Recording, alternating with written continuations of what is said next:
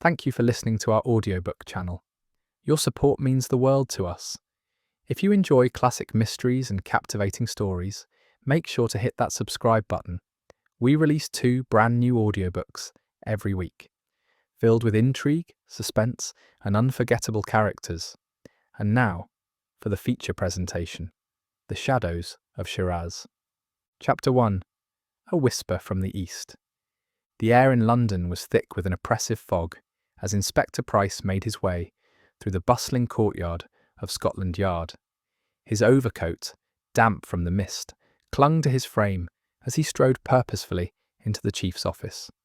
Inside, the atmosphere was starkly different, warm, richly panelled, and faintly smelling of pipe tobacco. Chief Superintendent Milligan sat behind his desk, his brow creased with worry. "Price, take a seat," Milligan said, waving his hand toward a leather armchair. "We've got a delicate situation on our hands." Price sat down, removing his hat and smoothing his hair. "What's the matter, sir?" Milligan pulled out a file, his fingers tapping it with visible tension. "Sir Reginald Havisham, the Foreign Office diplomat recently returned from Persia, has been found dead in his study. A bullet wound to the chest. Private secretary discovered him early this morning." Price raised his eyebrows. "Havisham? The same Havisham negotiating those oil rights in Persia?" Milligan nodded grimly. "That's the one. It's more than just a murder, Price. If this leaks, it could disrupt British interests in Persia. We're trying to secure lucrative oil contracts with the Shah. Havisham's death could unravel the whole affair." Price leaned forward. "Any sign of forced entry or theft?" Milligan opened the file and spread out a few photographs on the desk. "None. The door was locked from the inside, windows bolted shut. We're dealing with a locked room mystery." Price picked up a photograph, examining Havisham's body, slumped over his desk, a single bullet hole through his chest. The pistol lay on the ground, but something about the angle seemed wrong. "Suicide ruled out?" Price asked. "Unlikely," Milligan replied. "No gunpowder burns on his hand, no residue on his fingers. Someone wanted it to look like suicide, but didn't know the finer details." "How was the body discovered?" Price asked. "Private secretary, a Mr. Cecil Turner, claims he knocked several times and, receiving no response, forced the door open. Claims he heard no gunshot, an odd detail considering the room was sealed." Price's curiosity deepened. "What else do we know about Havisham? Was he threatened?" Milligan sighed. "It gets complicated. Just before his death, he sent a telegram to the Foreign Office. It read, 'The Shah's betrayal. Trust no one.' And in his personal journal, there's a mention of a secret society, the Saffron Veil. No context. We need you to handle this with the utmost discretion, Price." That afternoon, Price took a cab to Havisham's townhouse in Kensington. The house was stately, but unremarkable, tucked behind wrought-iron gates. Constable Evans stood guard by the entrance. Inside, the study was a scene frozen in time, papers scattered on the mahogany desk, the faint scent of cigar smoke lingering in the air. Price examined the scene meticulously, starting with the gun. Picking it up with a handkerchief, he noted the odd position. If Havisham had fired it himself, it should have fallen closer to his right hand. His gaze shifted to the desk. There was a letter, half written, the ink smudged. It began, "To whom it may concern, if I am found dead, it is not by my own hand. My work in Persia has uncovered a dangerous truth, one that—" The letter trailed off. Someone had interrupted Havisham mid-sentence. On the wall, a map of Persia caught his eye, marked with pins at key locations: Tehran, Isfahan, Shiraz, and Bandar Abbas. Next to the map was a small portrait of a Persian woman, elegantly dressed, with piercing eyes that seemed to follow him. Price picked up the frame. On the back it read, "To R.H., yours in secret, P." A soft creak behind him made Price turn around. A tall, angular man stood in the doorway, Cecil Turner, the secretary. Nervously twisting his hat, Turner stepped forward. "Inspector, I—" Price fixed him with a steady gaze. "You didn't hear a gunshot, Turner?" Turner shook his head vehemently. No, sir. I was in the kitchen preparing the morning tea. When I knocked and received no answer, I grew worried, forced the door open, and found him like that. Price eyed him carefully. Who was this woman in the photograph? Turner hesitated. Her name is Lady Parvin, a Persian aristocrat. She was close to Sir Reginald. They met in Shiraz during his last diplomatic mission.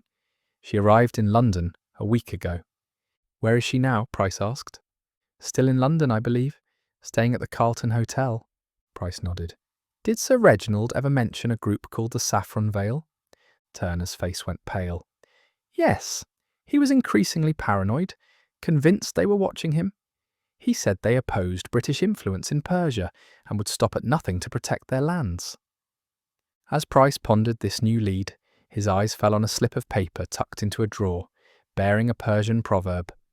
A shadow has a master, but whom does the shadow serve? Returning to his office, Price reviewed the autopsy report. A single bullet wound, close range, but no traces of powder on the victim. The gun itself was wiped clean, but a faint perfume lingered on the barrel, floral and distinctly Eastern. His mind started piecing together the emerging pattern. An aristocrat with mysterious ties, a secret society, and a diplomat dead in a locked room. It was time to pay Lady Parvin a visit at the Carlton. Chapter 2. The Enigmatic Lady Parvin. The Carlton was every bit as grand as Price expected.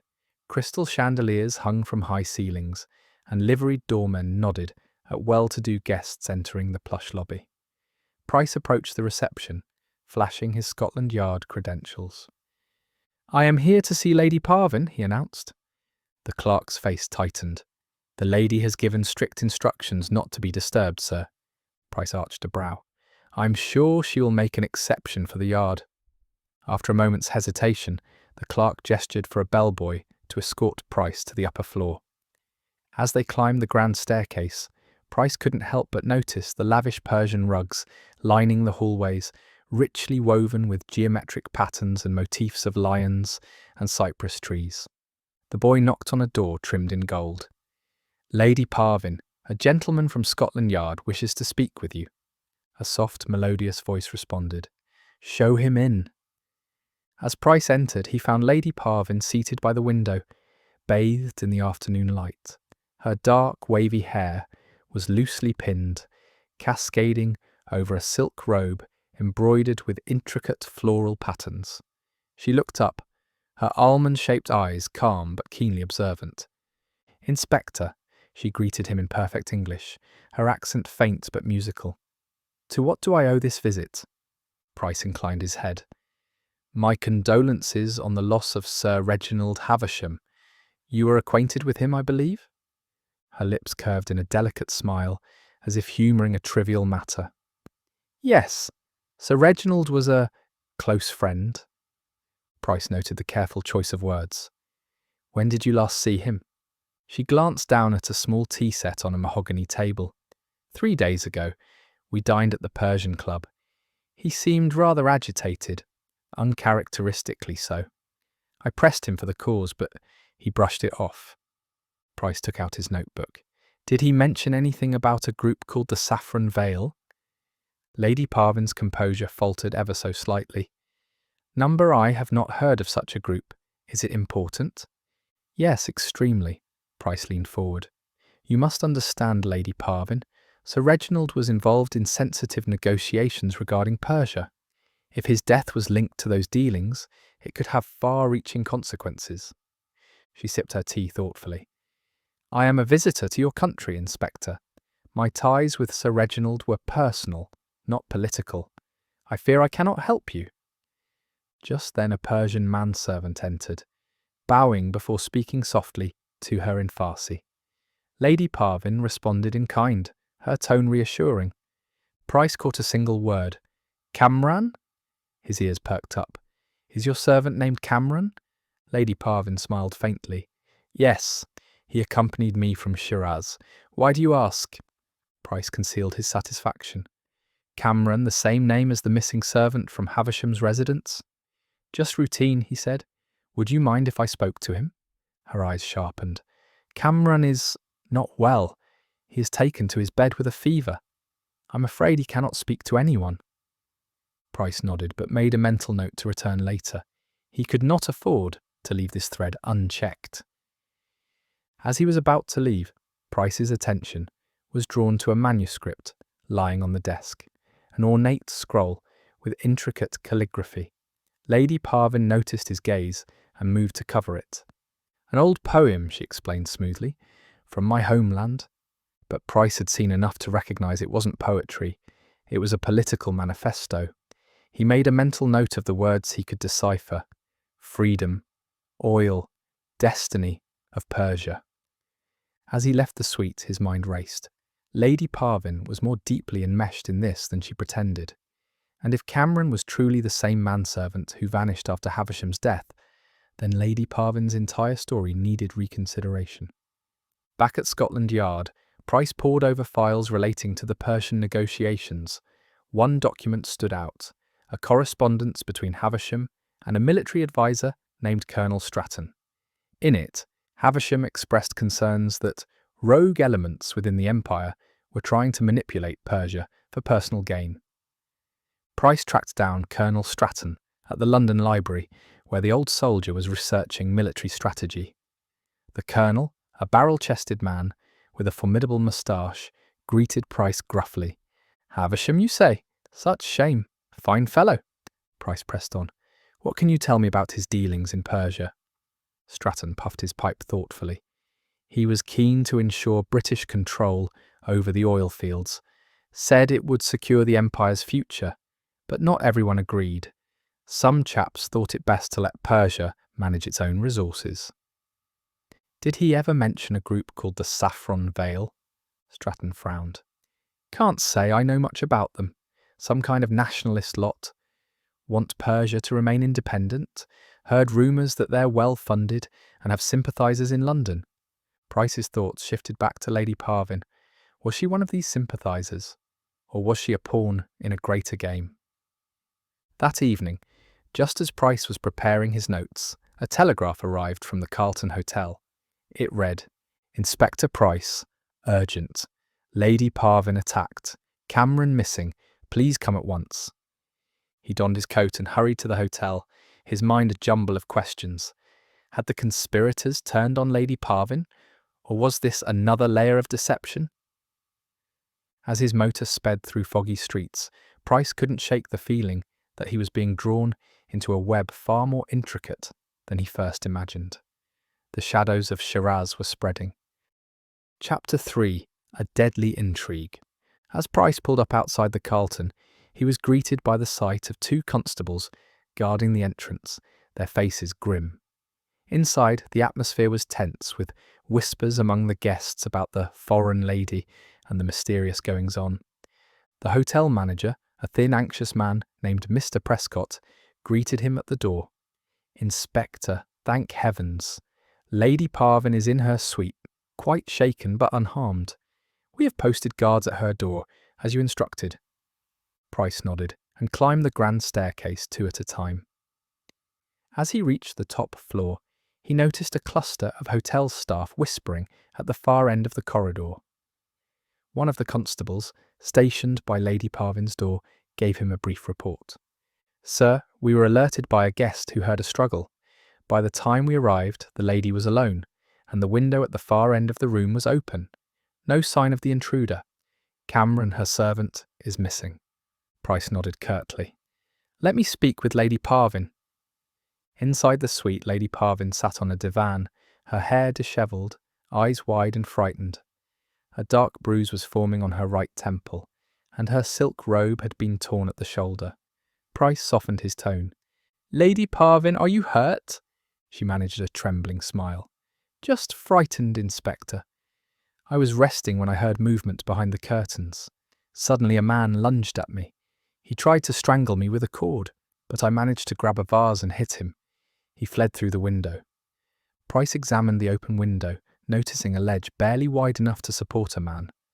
Below, the iron fire escape led down to the rear alley. He glanced back at Lady Parvin. "Did you see his face?" She shook her head, still visibly shaken. "He wore a scarf across his lower face, But his eyes, they were piercing, dark.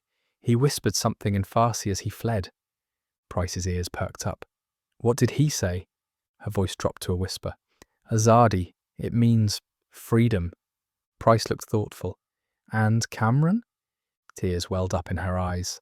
Gone. I fear they have taken him. Or worse. Price signalled for the constable. Search the alley. Question anyone who might have seen someone fleeing. Check the fire escape for footprints or evidence. He turned back to Lady Parvin. Is there anything else you remember? She hesitated, then gestured toward her writing desk. Before the attack, I found this under my door. Price took the folded paper she offered, his eyes narrowing as he read the note. Your lies will bring you death. Leave England or face the saffron veil. The words were scrawled in Persian script, but Price recognized the distinctive ink, vivid red, almost like blood. He noticed Lady Parvin's trembling hands. Did Havisham receive similar threats? She nodded. He mentioned receiving strange notes while in Shiraz. He thought it was local dissidents, tribal leaders who opposed the British treaties, but he never took them seriously. Price's mind was racing. Could Cameron have been part of the conspiracy all along? Or had he been coerced into cooperating? He needed more answers, and he needed them quickly. As he prepared to leave, a young bellboy approached. Begging your pardon, sir, but I saw something. What did you see, lad? The boy twisted his cap nervously. Just after the ruckus, I saw the Persian man, Kamran, slipping out the service door at the back. He looked scared, sir, like he was running from the devil himself. Price's eyes narrowed. Did anyone else see him? The boy shook his head. No, sir. He was real quiet-like. Had a bundle with him, looked like clothes or papers. Thank you, Price said, handing the boy a shilling. As the lad scampered off, Price turned back to Lady Parvin. Cameron may have left willingly, he said. Is there anything he would want to protect? Something valuable? Lady Parvin's face turned pale. Sir Reginald entrusted Cameron with a dossier before his death. He said it was too dangerous to keep in his study. It contained details about the oil negotiations and names of British officers sympathetic to the Persian cause. Where would Cameron go? Price pressed. She hesitated. There's an old warehouse near the docks. Cameron sometimes went there to meet other Persian exiles. If he's hiding, it would be there. Price wasted no time and hurried to the docks. The warehouse district was a labyrinth of narrow alleys and crumbling brick buildings. Price moved cautiously, his senses sharp for any sign of movement. The faint glow of a lantern flickered through a cracked window. Pushing open the heavy door, he crept inside, his pistol drawn. He heard muffled voices, someone speaking in Farsi. Moving silently, he peered around a stack of crates. Cameron was there, huddled on the floor, speaking in hushed tones to a burly man in a leather coat. The man held a knife, gesturing angrily. Cameron was pleading, Please, I swear I told no one. I took the dossier to keep it safe. The man snarled. You've brought the yard on our heads. The saffron veil will not forgive betrayal. Before the man could strike, Price stepped forward. Drop the knife. Scotland Yard. The man froze, eyes darting toward the door. Price fired a warning shot into the air. Move again, and the next one goes through your skull. The man dropped the knife, cursing in Farsi. Cameron looked at Price with wide, fearful eyes. Inspector, I didn't mean... Price cuffed the man and looked down at Cameron. Start talking. Who killed Havisham?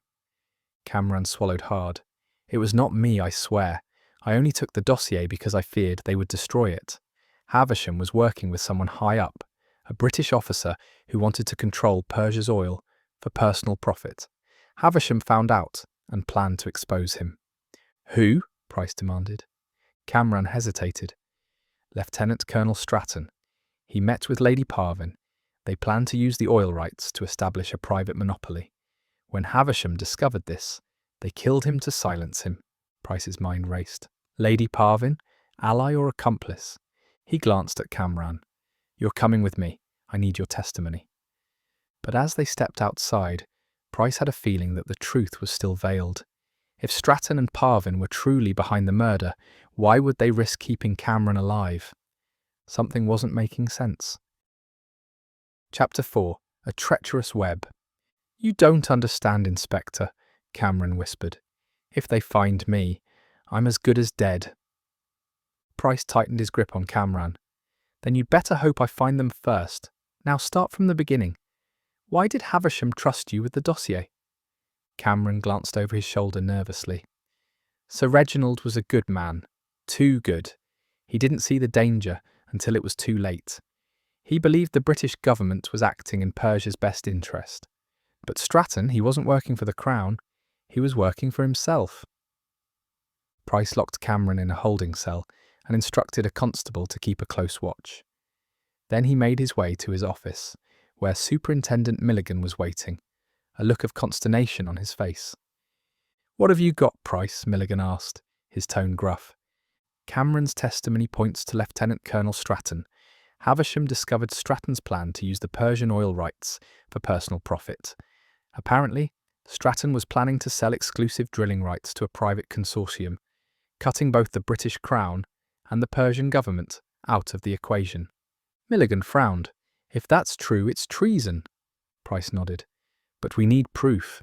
Cameron mentioned a dossier, documents outlining Stratton's dealings.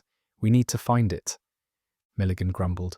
"I'll have Stratton brought in for questioning. In the meantime, follow up on Lady Parvin. If she's involved, we need to know how deep her connections go." Price returned to the Carlton, his mind working through the puzzle.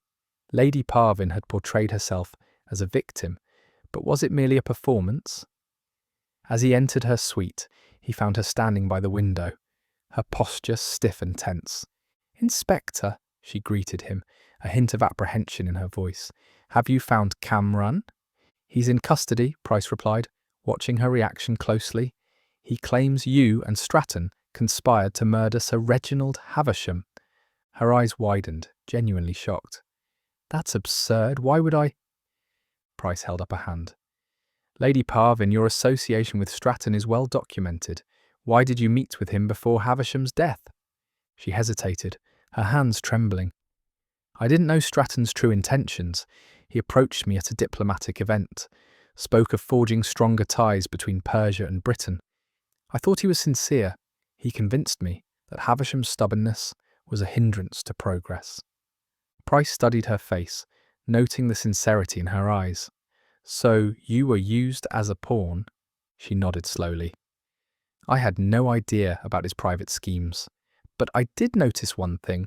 Stratton kept mentioning a Persian phrase, Khoda Nagahdar. It means God protect you. He said it every time we parted. I didn't think much of it then." Price's mind raced. Stratton's use of the phrase seemed like an odd detail. "What else do you know about him?" Lady Parvin hesitated. "He kept asking about a man named Mahmud Razi, an exiled Persian scholar who was vocal about British interests. Stratton believed Razi was inciting rebellion. He wanted to know Razi's whereabouts." Price noted the name. "Where can I find this Razi?" "There's a small bookshop in Whitechapel. Razi frequents it, selling Persian poetry and manuscripts. If anyone knows about the Saffron Veil, it's him." Whitechapel's narrow alleys were crowded, the air heavy with coal smoke and the smell of fried fish. Price made his way to the bookshop, a dusty little place, tucked between a tailor's and a pawn shop. A bell tinkled as he entered. Behind the counter, a thin, bearded man was arranging a stack of leather-bound volumes. He looked up, his dark eyes wary. "Are you Mahmud Razi?" Price asked. The man stiffened but nodded. "Who wants to know?" "Inspector Price of Scotland Yard. I need to ask you about Lieutenant Colonel Stratton." Razi's expression darkened. "That man is no friend of Persia. He is a leech, trying to suck the land dry." Price leaned on the counter. "You know of the Saffron Veil?" Razi glanced around nervously. "Inspector, you do not understand. The Saffron Veil is not just a group, it is a movement. Men like Stratton fear it, because it represents freedom. Havisham supported us. He wanted to protect Persia's autonomy. That's why he died." Price's eyes narrowed. Do you have proof that Stratton was involved? Razi pulled a faded letter from a drawer. This arrived 2 weeks ago. It is from a friend in Shiraz, warning that Stratton was using local militias to incite violence, framing it as a rebellion to justify British intervention. Price scanned the letter, his mind piecing together the conspiracy. If Stratton had staged unrest to manipulate the Shah and secure oil deals, it would be enough to ruin him. Back at the yard, Milligan was waiting with an update. Stratton's been summoned, but he's not at his residence. His valet claims he left for the British Embassy early this morning. Price looked sharply. He's trying to secure diplomatic immunity. If he reaches the embassy, we may never get him. At that moment, a telegram arrived. Inspector Price, urgent. Cameron attacked in custody, critical condition. Assailant escaped. The inspector clenched his fists. Stratton was covering his tracks. Price knew he had to act fast. He ordered constables to block the roads to the embassy and rushed to the hospital where Cameron had been taken. Cameron lay on the hospital bed, his breathing shallow, blood staining his bandages. Price bent down, his voice gentle. Cameron, who attacked you? Cameron's eyes fluttered open. Stratton, he knows I spoke. Said I betrayed the cause. Inspector, I didn't kill Havisham. Stratton ordered it. Sent a man, a mercenary named Ellis. He shot Sir Reginald. Cameron coughed, blood trickling from his lips. They framed me. Please, tell Lady Parvin. I'm sorry. Cameron's breathing slowed, and his eyes fixed on the ceiling. With a final shuddering gasp, he was gone. Price straightened, his jaw clenched. He had the name of the assassin, Ellis, and Stratton's attempt to silence Cameron confirmed his guilt. Now, he just had to catch the traitor before he disappeared into the safety of the embassy. As he left the hospital, Price resolved to end the conspiracy that had already claimed too many lives. Chapter 5. The Chase Through the Fog. The fog had thickened, casting a grey shroud over London as Inspector Price strode purposefully towards Scotland Yard. Cameron's death weighed heavily on him. The servant had been the key witness, and now his voice was silenced by Stratton's ruthless hand. At Scotland Yard, Superintendent Milligan met him at the entrance. Price just got word. Stratton's carriage was spotted heading west through St. James. If he makes it to the embassy, we've lost him. Price nodded, a determined glint in his eyes. He's desperate. We need to cut him off. I'll take the direct route through the mall. Send officers to cover the side streets. Milligan barked orders to the constables, and Price hurried to the stable yard, where his horse was already being prepared. The chestnut gelding snorted impatiently as Price swung into the saddle. With a sharp nudge to the horse's sides, he was off, galloping through the swirling fog. The clatter of hooves on cobblestones echoed eerily, but Price's mind was fixed solely on his target. A narrow escape. As he approached the mall, Price spotted a black carriage barreling down the avenue, drawn by a pair of sleek black horses. Through the carriage's window, Price caught a glimpse of Stratton's stern face. Price urged his horse faster, cutting through the fog and drawing alongside the carriage and shouted, "Stop! In the name of the law!" Stratton leaned out of the window, pistol in hand. He fired a shot that went wide, ricocheting off the lamp-post. Price drew his own pistol and fired a warning shot, hitting the carriage's rear wheel. The wheel splintered, and the carriage lurched to a halt, tipping onto its side. Stratton tumbled out, dazed but unharmed. Before he could regain his composure, Price leapt from his horse, pinning Stratton to the ground. "Enough games, Stratton," he hissed, cuffing the man's hands behind his back. Stratton spat blood from a split lip, his eyes blazing with defiance. "You're making a mistake, Inspector." Price pulled him to his feet. "The mistake was yours, thinking you could betray the Crown and get away with it."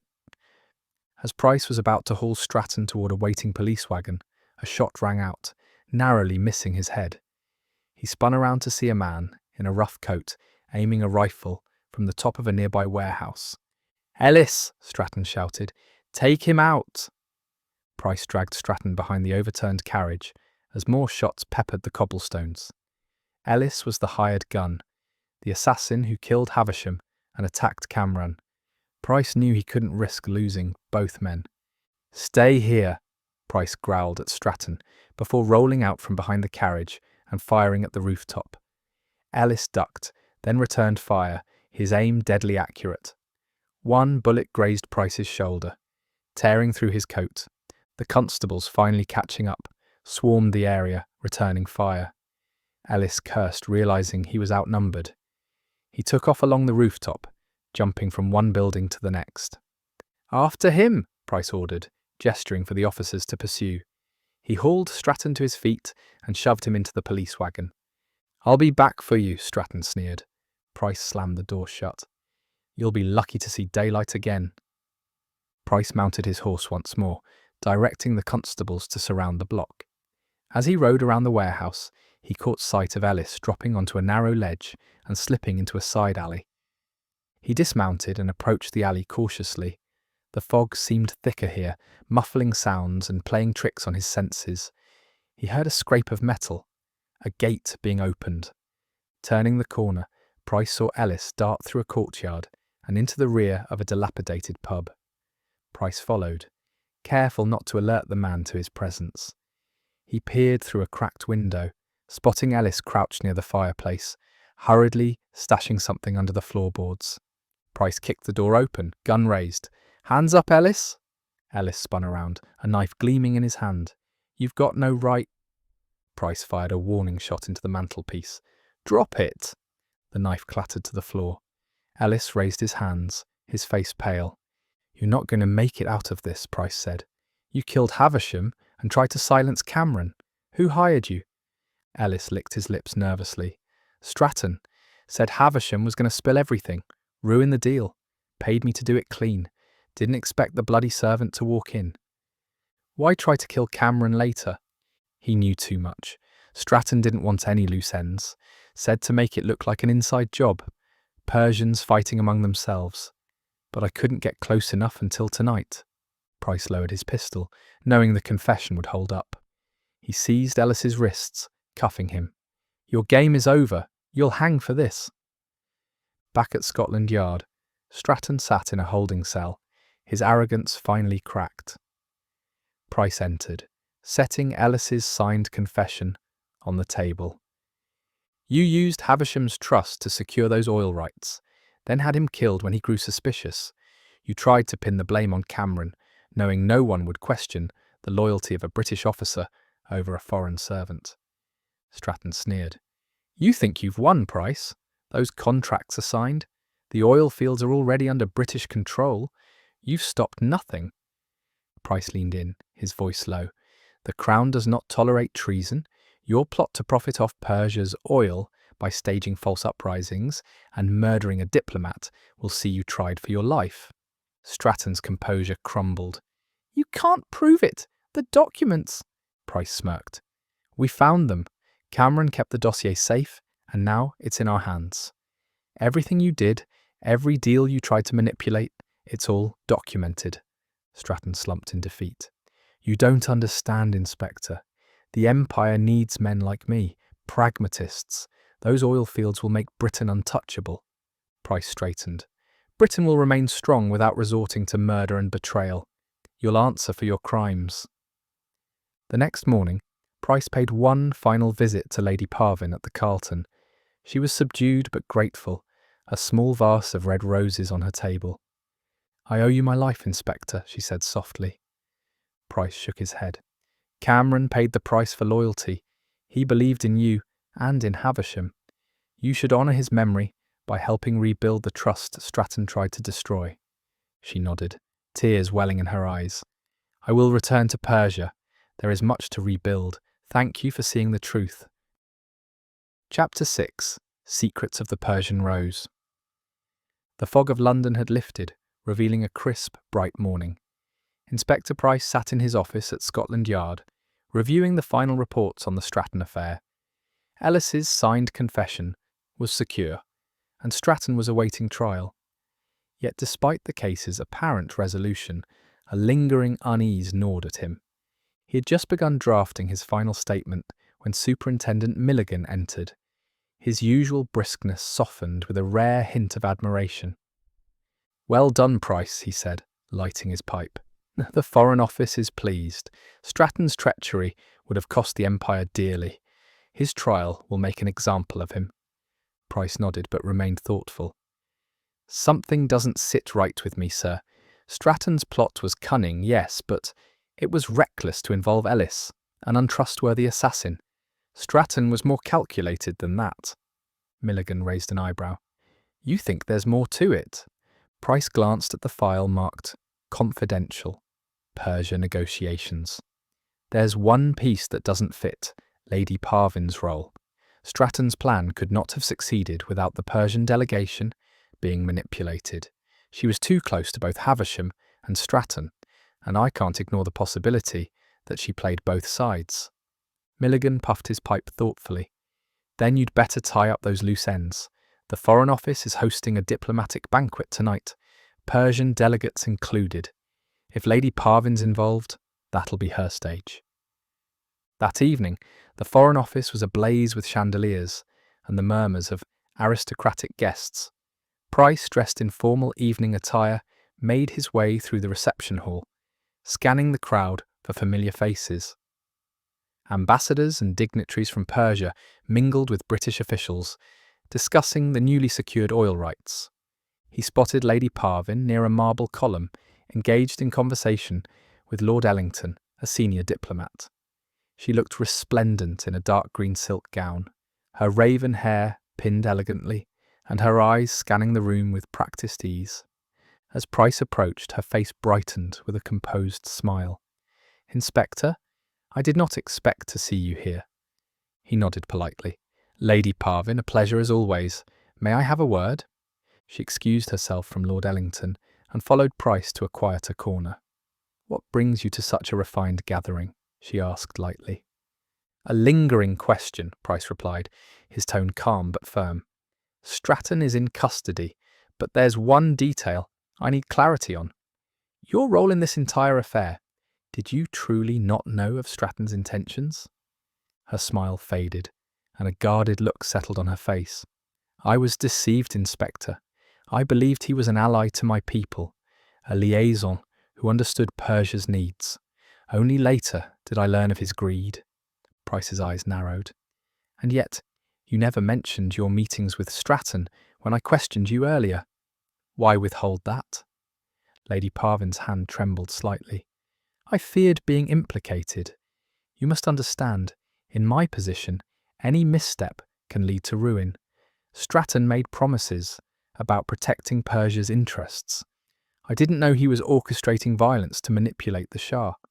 Price remained silent, sensing there was more. "And Kamran? You claimed he was loyal, yet he fled after Havisham's death." A tear welled in her eye. "Kamran did as I asked. I feared for his life. When I realised that Havisham had been killed, I instructed him to take the dossier and hide it. I suspected Stratton, but lacked proof. I didn't want Kamran to suffer for my mistakes." Price leaned in. "Then why didn't you come forward with this earlier?" She hesitated, her lips trembling. "Because I wasn't sure who I could trust. Even now, I fear the conspiracy runs deeper than Stratton. There are powerful men who profit from Persia's submission, and they will not take kindly to Stratton's failure." Before Price could press further, a commotion erupted near the entrance. A man burst into the hall, dishevelled and wild-eyed. Price recognised him immediately. Mahmoud Razi, the exiled scholar from Whitechapel. "Traitors!" Razi shouted, his voice echoing through the hall. "You are selling Persia's soul." Security moved to escort him out, but Price intervened. "Wait!" Razi's eyes fixed on Lady Parvin, blazing with fury. "You betrayed us. You, who claim to be a voice for Persia, have become their puppet." Lady Parvin's composure cracked. "Mahmoud, please, you don't understand." "Don't I?" Razi spat. "You stood beside Havisham, knowing he wanted to protect our sovereignty. Then you stood with Stratton, when it was clear he sought to corrupt it. You are no patriot, Parvin. You are a coward." Price stepped between them. "Mr. Razi, what proof do you have?" Razi pulled a crumpled letter from his coat. "This, written by Parvin to Stratton, discussing how to manipulate Havisham's position in favour of British control. It proves she knew about Stratton's intentions." Price took the letter and scanned it. The handwriting matched Lady Parvin's. The note spoke of persuading Havisham to support the oil rights transfer, using Parvin's influence to soften his stance. Lady Parvin slumped against the wall, her face ashen. It wasn't supposed to be this way. I only wanted Persia to modernize, to escape from internal strife. Stratton promised me that British investment would secure our future. Price spoke coldly. And when Havisham refused to compromise Persia's autonomy, Stratton ordered his death. You were complicit. She wiped a tear. I didn't know Stratton would kill him. I only wanted to negotiate better terms. When Havisham became suspicious, Stratton threatened me. I was trapped. Razi's voice softened. You should have chosen your people, Parvin, not your ambition. Back at Scotland Yard, Lady Parvin confessed in detail, revealing her role as a reluctant intermediary. Stratton had convinced her that Havisham was too rigid and that a more flexible approach would benefit both nations. Superintendent Milligan listened with grim satisfaction. A tragic case of ambition gone awry. Persia will demand answers, but with Stratton exposed, we might just salvage the treaty. Price nodded. Razi's testimony will be crucial. We'll need to protect him. Stratton's allies might seek retribution. As Price left the station that night, he couldn't help but reflect on Lady Parvin's downfall, a woman caught between her homeland and her ambition. The Shadows of Shiraz had twisted her good intentions into a web of betrayal and murder. Chapter 7. The Shadow Unmasked. The night before had been long and tumultuous, with both Lieutenant Colonel Stratton and Lady Parvin in custody. Though their confessions seemed to complete the puzzle, Price couldn't help but feel a gnawing unease. He reached his office to find Superintendent Milligan waiting, a stern look on his face. Price, Milligan began, without preamble. We've got a problem. The Foreign Office is not entirely satisfied. They're worried that publicising Stratton's actions might cause unrest in Persia. There's also pressure to keep Lady Parvin's involvement quiet to avoid diplomatic fallout. Price frowned. So they want to sweep it under the rug? Milligan nodded, grimacing. Partially. Stratton will face a court-martial, but it will be a closed trial. As for Lady Parvin, they're considering deportation rather than prosecution. They're keen to preserve Britain's relationship with the Shah. Price sighed, knowing that justice was once again being tempered by politics. What about Ellis? His testimony implicates Stratton directly. Surely they can't ignore that. Ellis is useful, Milligan admitted, but he's a mercenary, someone the Crown can easily disavow. He'll hang quietly for Havisham's murder. Price wasn't satisfied. There's more to this, sir. Stratton acted recklessly. Too recklessly. He's not the type to risk his career unless he had powerful backing. I believe there's a higher authority pulling the strings. Milligan eyed him warily. Tread carefully, Price. The powers that be don't like digging where they've already buried the truth. Price remained undeterred. If there's someone else involved, I intend to find out. That afternoon, Price paid a visit to Whitechapel to meet Mahmoud Razi. The Persian scholar was grateful for Price's intervention at the banquet and had since relocated to a safer lodging. They met in a modest tea house where the scent of cardamom lingered in the air. Razi greeted him warmly. Inspector, your actions saved many lives.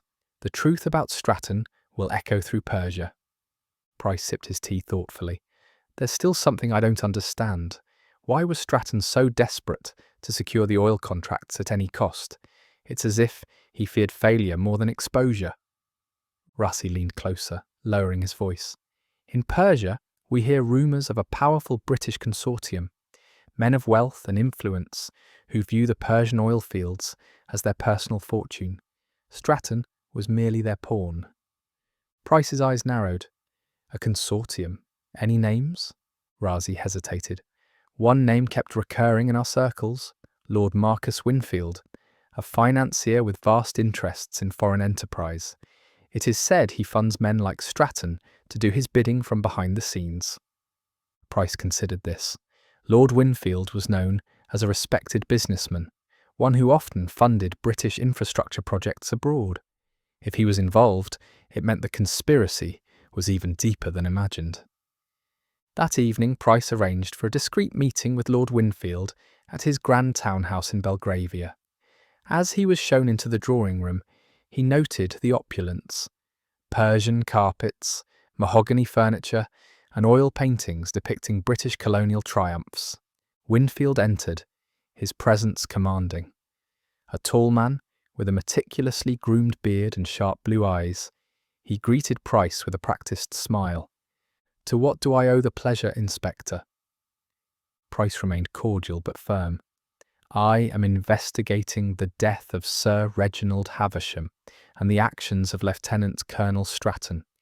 Your name has been linked to the oil negotiations in Persia." Winfield arched a brow. "Indeed, I fund many endeavours. Persia's oil is of strategic importance, but I had no personal dealings with Havisham or Stratton." Price leaned forward. "It's said that Stratton was acting on orders from a higher authority. His desperation to secure the oil rights suggests he feared more than just losing his position." Winfield's smile never wavered. "You're implying I had a hand in his actions?" "I'm saying that Stratton had powerful backing, and you're one of the few with both the influence and the motive to orchestrate such a scheme," Price said. Winfield chuckled softly. "Inspector, the Empire thrives on enterprise. Persia's resources are vital. Sometimes unpleasant measures are necessary. Men like Havisham, with their idealism, lack the pragmatism required for progress." "So you admit to funding Stratton's plans?" Winfield's smile faded. "I admit nothing. But should Stratton have acted on his own, out of ambition, it would be regrettable. You see, Inspector, one must always keep one's hands clean. Stratton understood that." Price knew it then. Winfield's admission was shrouded in ambiguity, but the implication was clear. He would let Stratton take the fall to protect his own reputation. As Price prepared to leave, Winfield offered one last cryptic comment. "Inspector, remember this. The Empire does not falter because of the loss of one man. It endures because men of vision ensure its future." Back at Scotland Yard, Price shared his suspicions with Milligan.